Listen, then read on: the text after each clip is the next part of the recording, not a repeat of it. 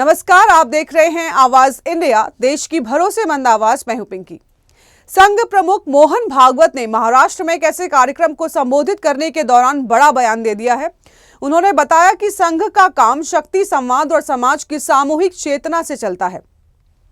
साथ ही उन्होंने ये भी कहा है कि आज का सबसे बड़ा अगर कोई सवाल है तो वो है दुनिया भारत की बात क्यों सुन रही है। मंच महाराष्ट्र और बयान आरएसएस प्रमुख मोहन भागवत का। भागवत ने साफ कहा है कि दुनिया भारत के प्रधानमंत्री की बात ध्यान से सुनती है, क्योंकि भारत की शक्ति अब दुनिया के सामने बिल्कुल स्पष्ट है। लेकिन बात यही नहीं रुकती। उन्होंने मंच से एक ऐसा संदेश दिया जिसने कार्यक्रम का पूरा माहौल बदल दिया।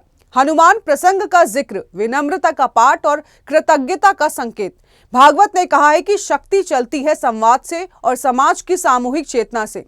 भारत की विविधता, मत, पंथ, विचारधाराएं, सबका आधार यही धरती। भागवत का संदेश, परंपरा भूले तो संकट, परंपरा याद रखी तो समाधान।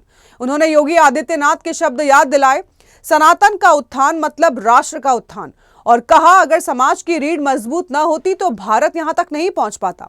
भागवत ने साफ कहा है कि संघ ने कभी 100 साल पूरे करना लक्ष्य रखा ही नहीं।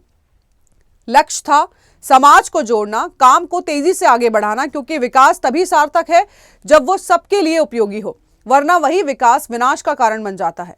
और फिर आया सबसे बड़ा बयान, दुनिया भारत की बात सुनती है, क्योंकि दुनिया भारत की शक्ति को महसूस कर चुकी है। भारत सीखने का केंद्र बन चुका है और भारत की आवाज आज वैश्विक मंचों पर निर्णायक है।